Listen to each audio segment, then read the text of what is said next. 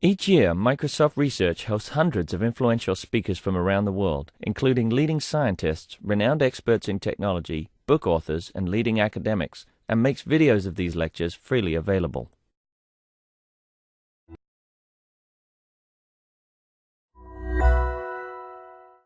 Nice to see everyone back here. We're looking forward to a great afternoon of talks. After our rescheduling this morning, I can honestly say that I'm now introducing the man we've all been waiting to hear, Zach Kohane of Harvard Medical School. So, take it away. Thank you very much. So first of all, my sincere thanks to the organizers for their flexibility in dealing with the fact that I'm a disorganized nerd and I showed up 5 minutes too late to give my talk. And so, Your mic on? what? Oh, mic on. There we go. Can you hear me now? Excellent. So I'm going to try to make the following point, that there is a larger world of data that those of us in the computational biology community should be availing ourselves of.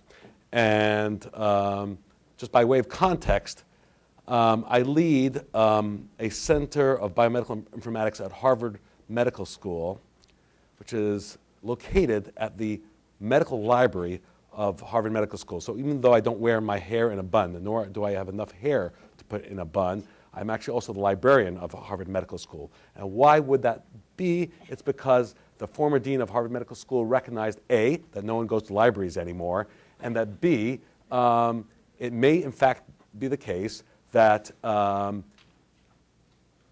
medical informatics and bioinformatics is in fact the new information curation, dissemination challenge in medicine, and that we need that much more at the center of the medical school than had been the case. And it's probably true because in fact we have these nano courses in bioinformatics, and we've had 6,000 students go through these nano courses because in fact the mass of our PhD students, which are most of the life science PhD students at Harvard, don't have enough quantitative skills. And so by way of introduction, I'm a MD PhD type. My PhD is in computer science. My thesis advisor, Pete Solovich here at MIT, always told me to go to the bitter end on my clinical training, which I did. I'm glad I did. And so I'm very part-time, maybe one clinic a month, also a pediatric endocrinologist at Children's Hospital. So I'm showing this slide because there's a rather big piece of open source software that I was the lead on, something called I2B2, Informatics for Integrating Biology and the Bedside.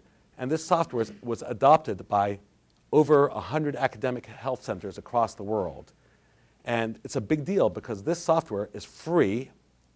It's free like a pony, that is, you have to feed it and you have to clean up after it. And so this software requires, literally a $1 million investment minimum by these academic health centers. Yet they made that investment. And why is that?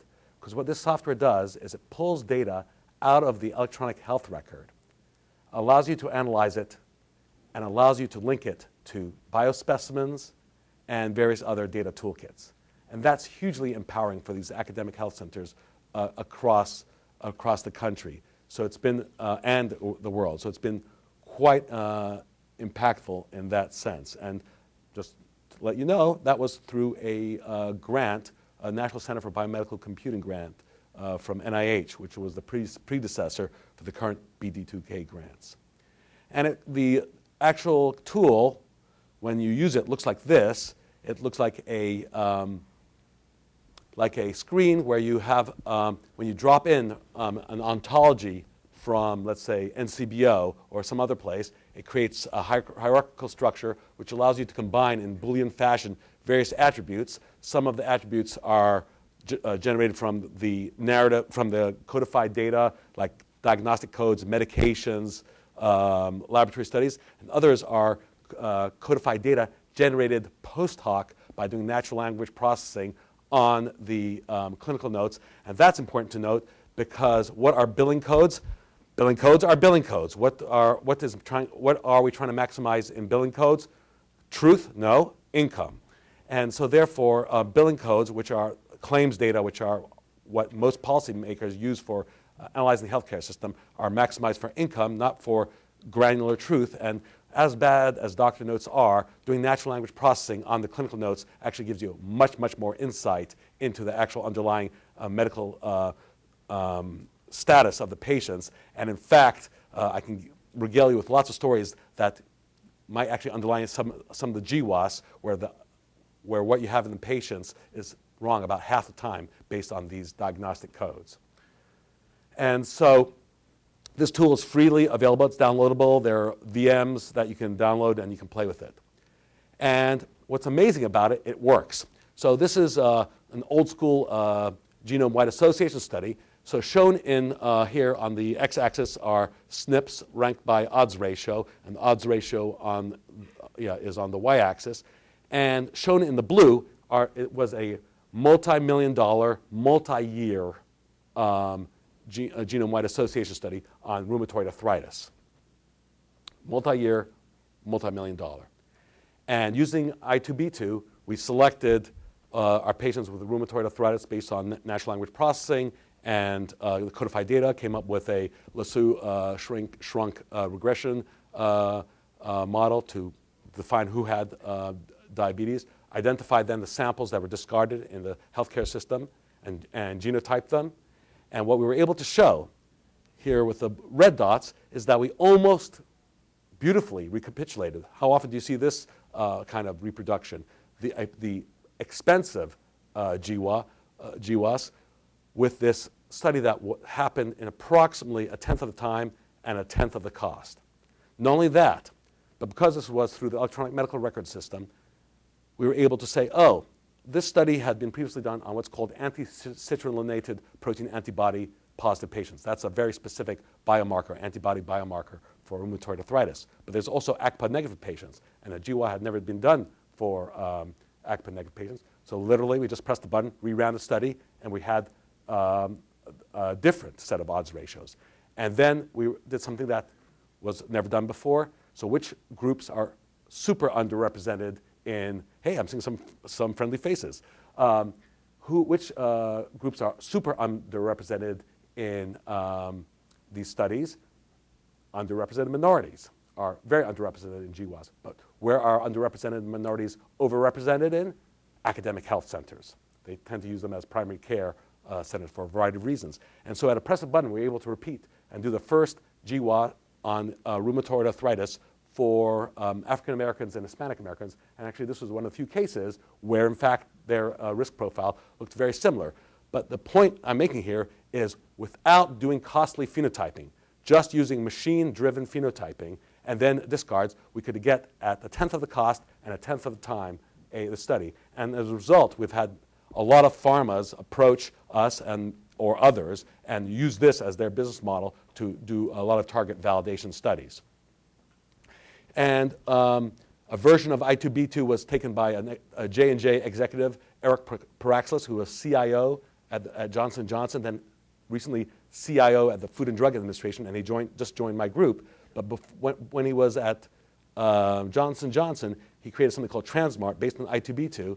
And here we show in their I2B2 instance in Paris how they sub-selected patients with, I think, head and neck cancer and stratified them based on their KRAS mutational status. And they were able to, on the fly, generate the figures for survival that were published directly in JCO, giving you a sense of what kind of translational pipeline this is. Now, I2B2 allows you to share data, extract data from electronic health record systems. But electronic health record systems are not the only obstacle to getting access to data. People talk about privacy a lot, but the real truth, as you all know, is a lot of the barriers are institutional. People don't like to share data because you might either find skeletons in the closet or find competitive data. And so when I proposed that we actually use all of the Harvard hospitals to actually look at data across the Harvard hospitals, using something that we developed called the Shared Health Research Informatics Network, SHRINE, I basically had senior vice presidents screaming on my cell phone why was I actually doing this? Because there are no hospitals that dislike each other more than the primary Harvard hospitals. I mean, because these are the ones that are in direct competition with one another. It's easier to collaborate with a San Francisco hospital than it is with another Harvard hospital. Nonetheless, we actually defined the governance, but B, I defined the same kind of peer-to-peer network infrastructure that was used for file stealing, sharing networks like Napster, to actually do it for Shrine, so that everybody gets to keep their own data. But what we do is we send out an aggregate query across these hospitals so that we had, in toto, 10 billion facts on 6 million patients. And also, I made it nerd-friendly, which is we said, if you are, we're going to do real-time evaluation. Are you an employee of one of these hospitals, and are you on the faculty of Harvard Medical School? And if those two criteria are true, checked in real time, we'll allow you to do a study of the aggregate data and find patients without any further IRB review. And we got that past all the institutional review boards of these hospitals. And what's cool about that is that a lot of people did studies that I was unaware of. And I would have only became aware of them because in my narcissistic perspective, I had Google alerts going off if a paper that I'd written was cited by someone else's paper. And so as a result, this paper got my attention. I would have never read it otherwise. It's a paper in Nature about this really nasty disease, extremely rare, that kills women in their third trimester of pregnancy, peripartum cardiomyopathy. I've never heard of it before, but apparently it not only exists, but it really kills people to our day.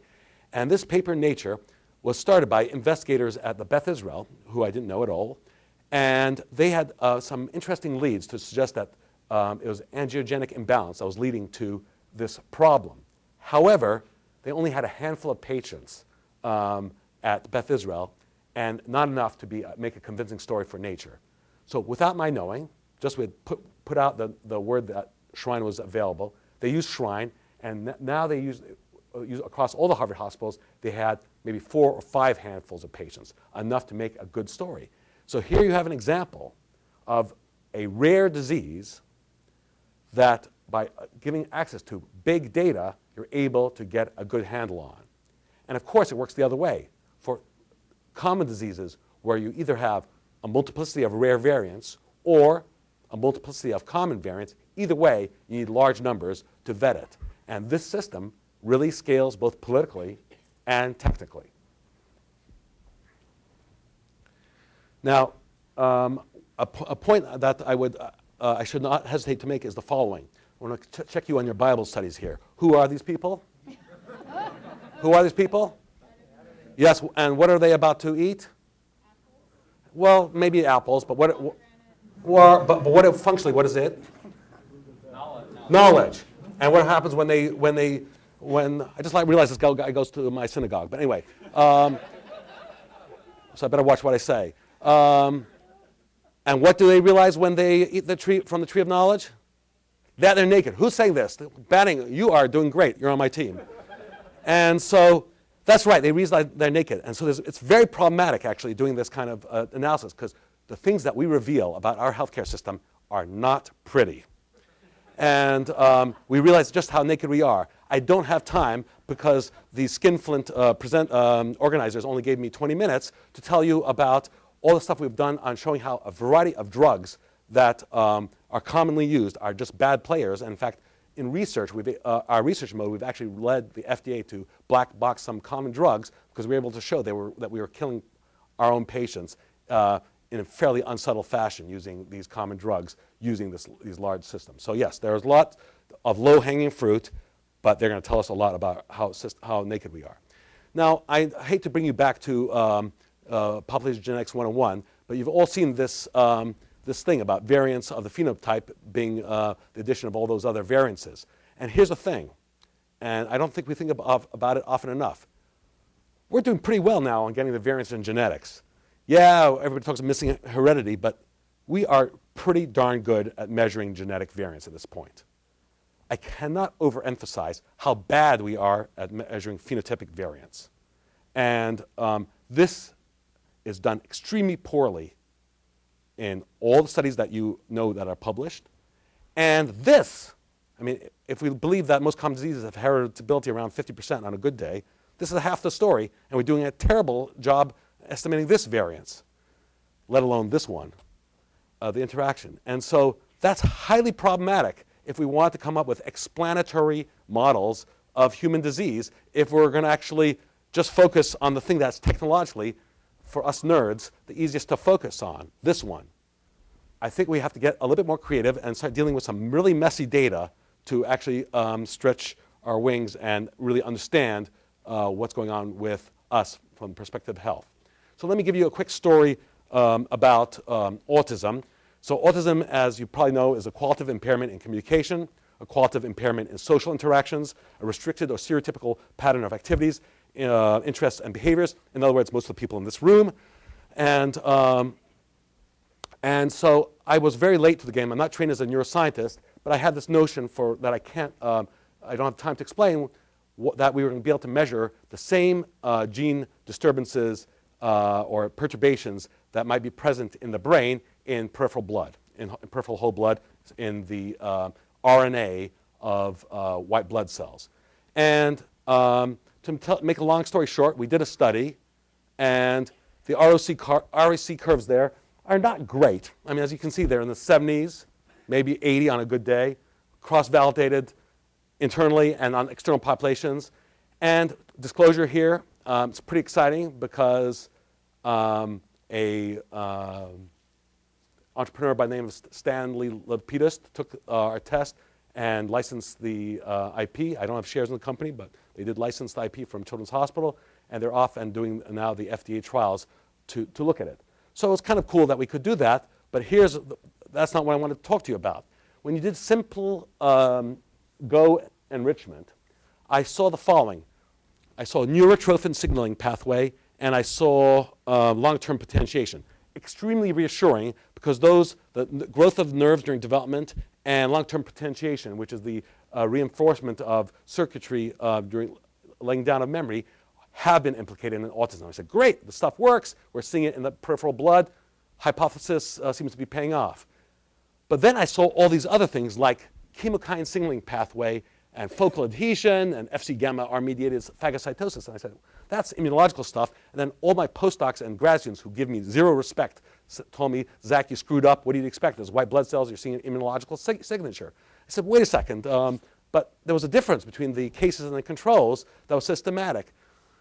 So again, I don't have too long to elaborate upon it, but suffice to say, if you go around Harvard and MIT, mostly you hear about autism as being a disease of synapses, of connections between neurons. However, if you go to Caltech and other places, it turns out there's a wide history of immunological disorders in autism. And if you look at the brain pathology, you can see these microglia, the macrophages of the brain, super activated. And these same microglia are not only appear to be destroying parts of the brain, but these are the same things that are supposed to crop synapses, synaptic boutons. And so there's a credible reason to believe that, in fact, there is a problem with immunological stories. But I asked myself, hey, we have this Shrine network that I just told you about, and we have hundreds of academic collaborators across the United States. And I said, can we create an ad hoc network across the United States? This was in 2012.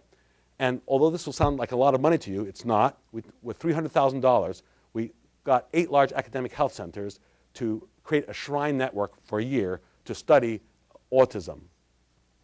And what we found was, first of all, unsurprisingly, there was a lot of seizure disorders, but contrary to what a lot of developmental medicine specialists would say, we found a lot of bowel disorders, 11 to 12%, and we found a fair amount of inflammatory bowel disease and type 1 diabetes. Type 1 diabetes is the autoimmune diabetes, it's not the diabetes that you get from higher caloric intake, and a few other immunological disorders.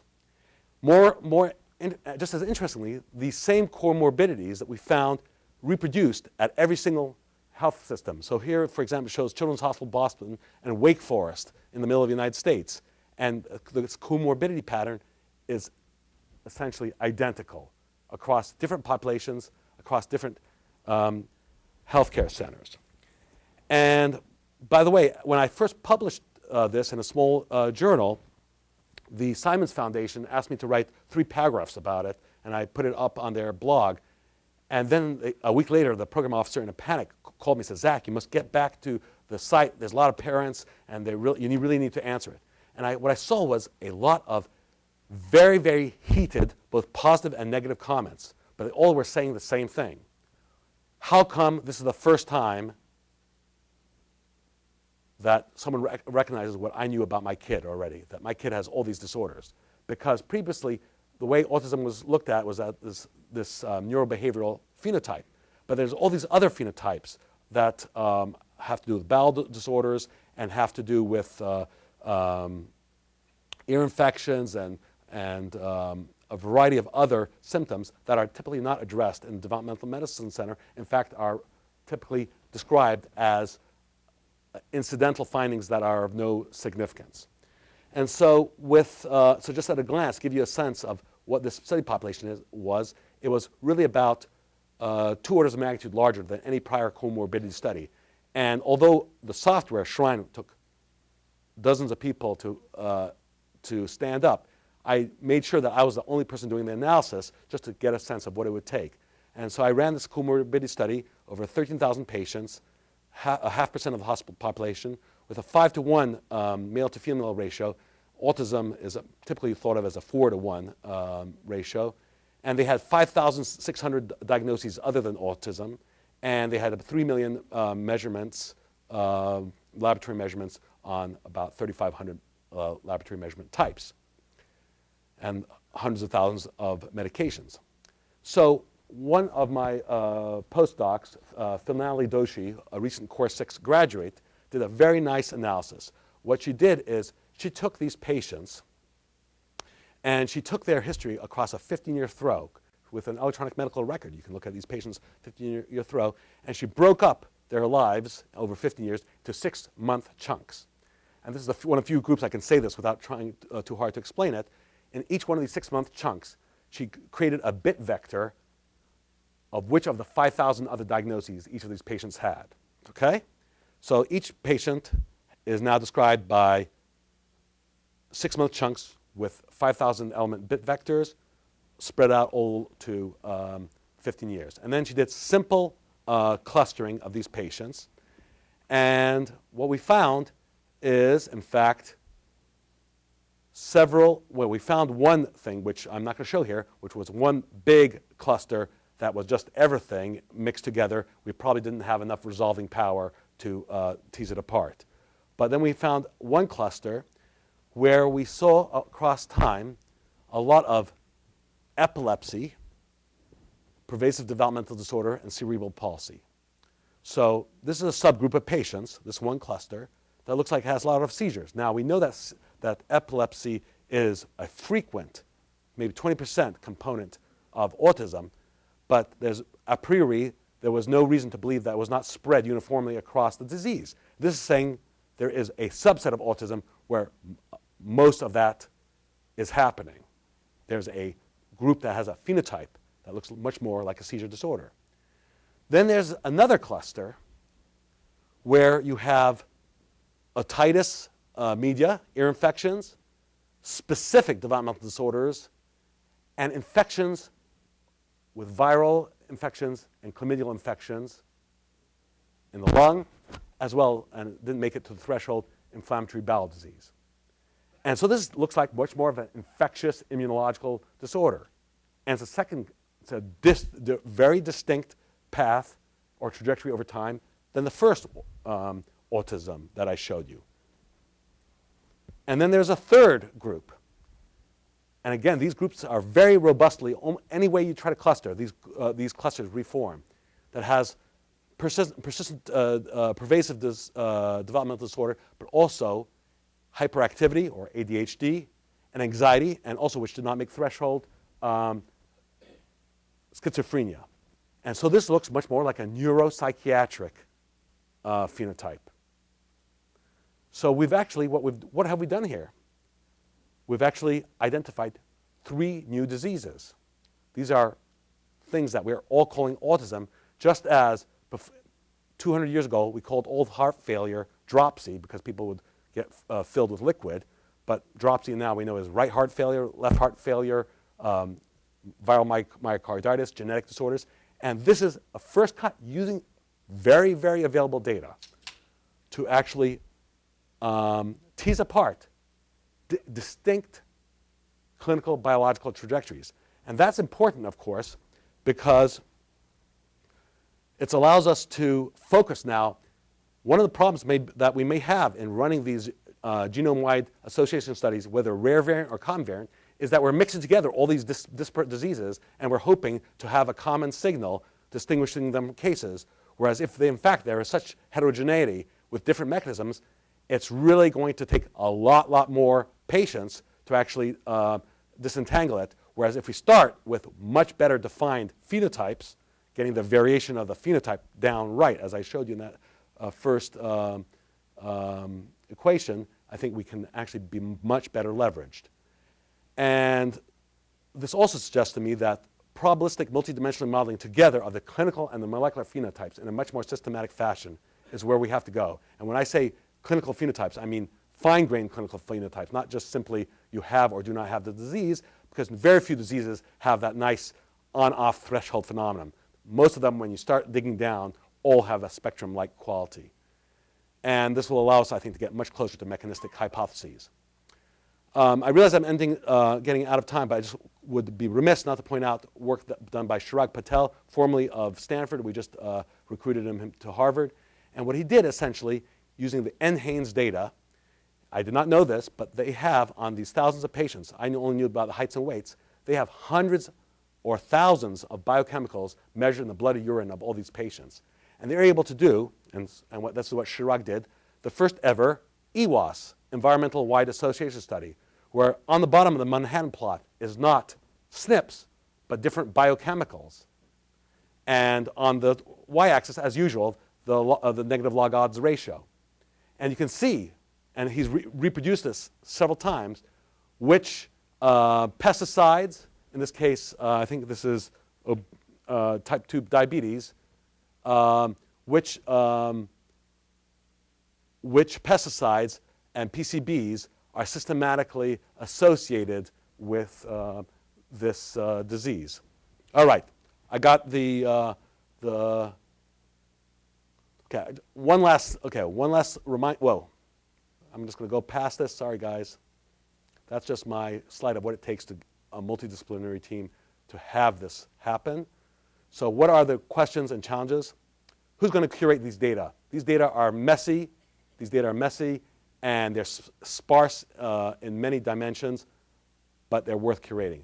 How do we insert family history and genomic data? Is there a role for the healthcare system? I believe the answer is yes, but how do we actually address that is a longer discussion. How do we create a larger market for this information commons where we center all the data around individuals? And do we have useful probabilistic models that scale well for these internationally NP-hard translational problems? I mean, we all think it's hard to do a dynamic Bayesian network on gene expression on tens of thousands of genes. Think how hard it is when we're including a few million other clinical variables. And what are we going to do to uniquely identify patients as another hard problem? And last of all, this is a question I want you to think about the most, is our computational biologists going to ask the questions? Because here's the point. If you don't ask the questions, I don't think many of these questions will be answered otherwise. I found in my research in autism, there are things that, because I look at the data in a data-driven fashion, I get to ask opportunistic questions that someone who has an axe to grind at the beginning might not have otherwise.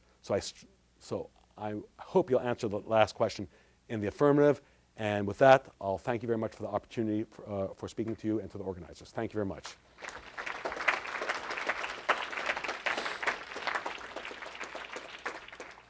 Thanks for a great talk. I think we have time for one question. Who wants to be the brave questioner? Come on, brave questioner. No brave questioners? Yes. Are you worried about geographical stratification when you're comparing data? Yes. So there's an excellent question here, which is, am I worried about geographic stratification. So on the one hand, I certainly could be worried about geographic stratification as evidenced by with ethnic stratification driving some differences. That makes me, so first of all, yes, but we can actually check for it. But second of all, but if I find the same things across these very disparate systems, as we did in autism, it gives me far greater confidence in the results. In other words, we know that these healthcare systems are different. We know the way they ascertain patients are different. And yet, if we still come up with the same answers and the same predictors, that makes me feel much more confident. And here's a secret answer. Remember those low-hanging fruit? There are lots of them. So whereas there are some drug effects, for example, that are very hard to sort out using the kind of techniques I described, if I had time to tell you about just the huge odd ratios on things from domestic abuse to the effect of Vioxx on the system that will be reproducible everywhere, you would appreciate that despite the stratification risk, which can be addressed, but we have signals that just dominate all other sources of variation and urgently need to be looked at sooner than later. Phrase it another way, great opportunity for you guys to actually make a lot of academic hay and be socially useful. All right, thank you very much.